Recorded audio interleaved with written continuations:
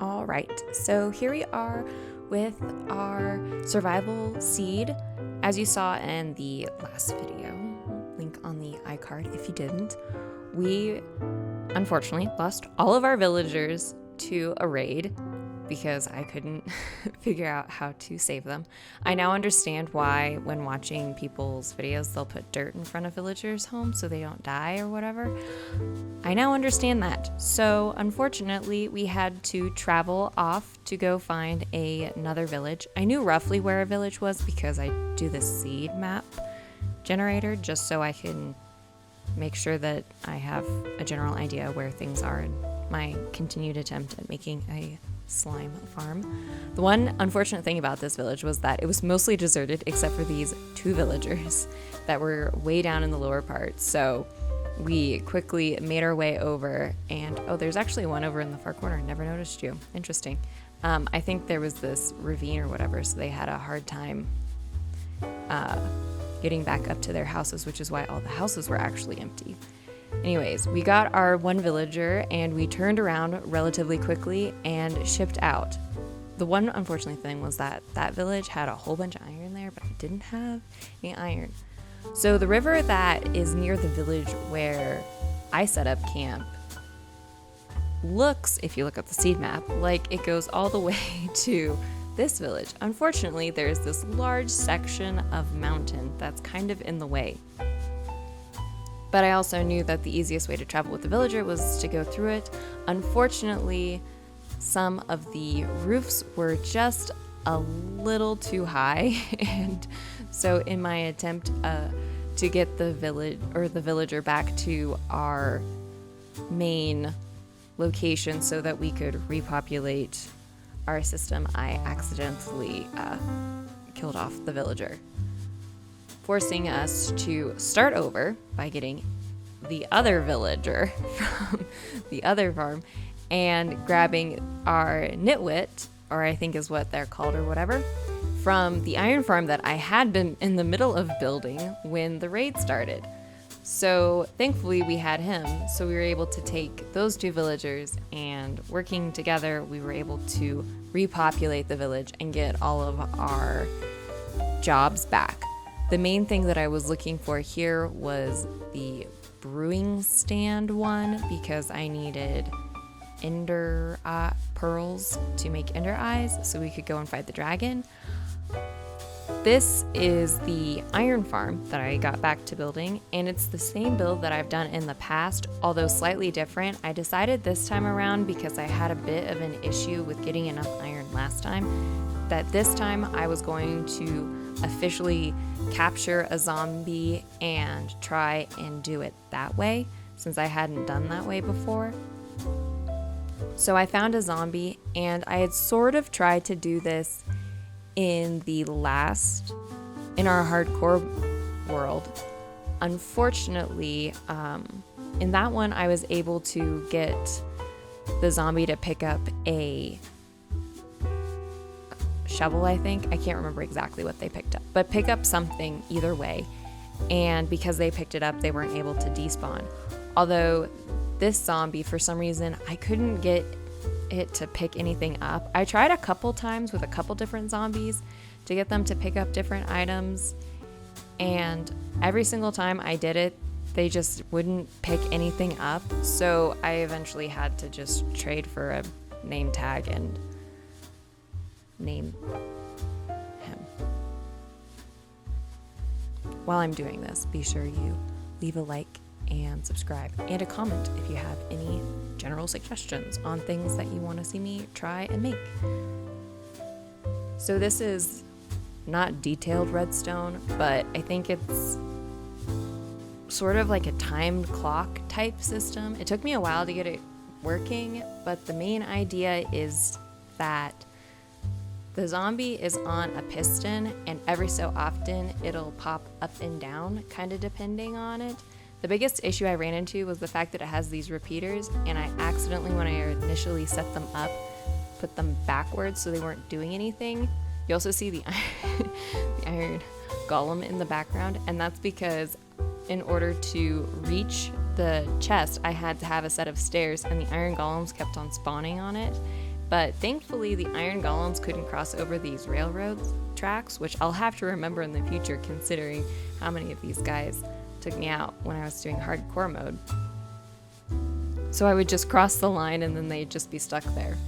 And eventually, this did produce and has produced a whole lot more iron than my past ones, which was kind of nice. So I had one leftover villager that I cured this guy actually, now that I'm thinking about it. I cured him from a zombie where he spawned in my mob farm. I rescued him from the mob farm without killing him, and then I cured him. And so I made him a cleric, but because I already had mending and I had looting on my sword, and I wasn't that focused on getting fortune, I ended up just going for, I think feather falling was the element that I kind of wanted. I mainly just wanted to trade more glass so that I could get XP from it.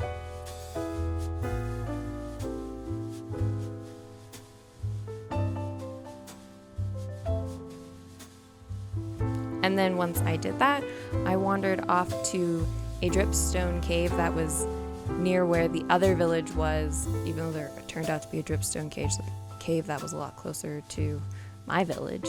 It's actually the mountain right behind my village, but whatever. I went to go get dripstone, which I later also found in one of my chests because my organization is amazing. Because I wanted to do an infinite lava source because my bucket of lava that I had, or my lava pool that is near the village, was kind of running low. And I knew that eventually I was going to make the nether roof portals and do traveling up on the nether roof. But if I did that, I would need a lot more obsidian to make all the different locations.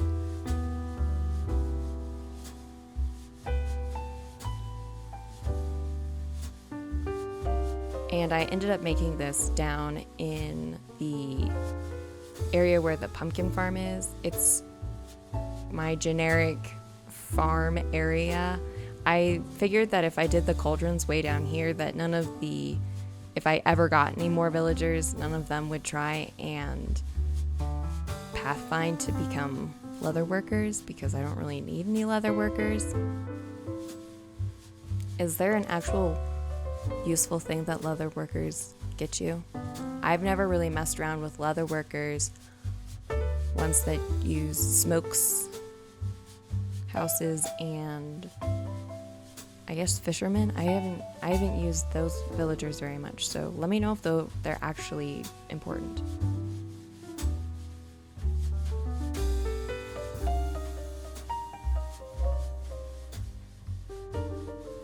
I decided that I was going to make a transport for the iron farm down into my pumpkin farm area. I did unfortunately expand my lava pit and nearly burn the place down, but we were able to salvage it without too much damage.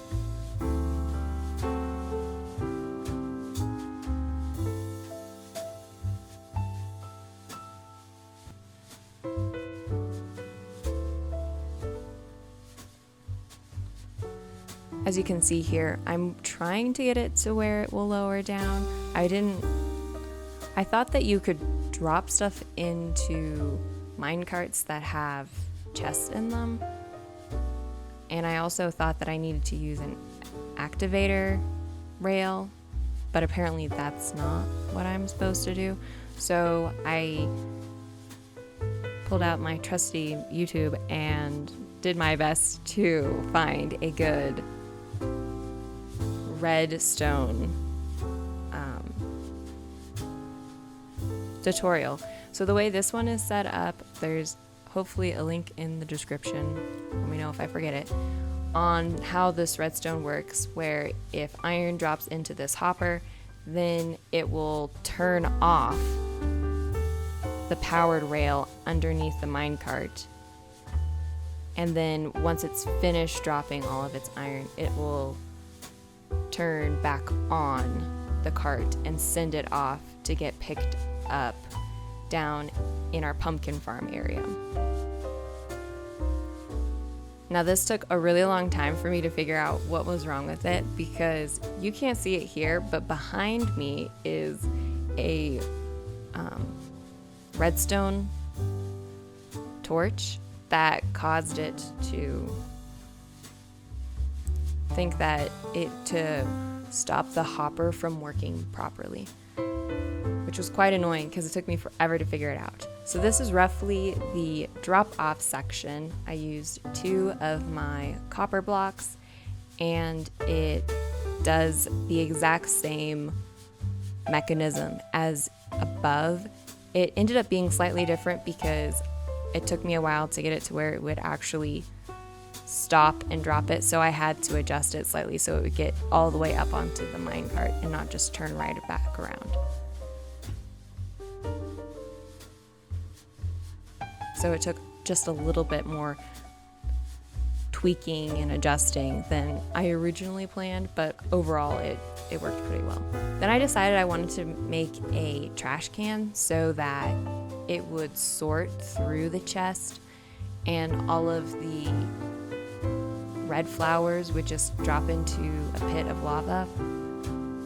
But I couldn't ever get it to work.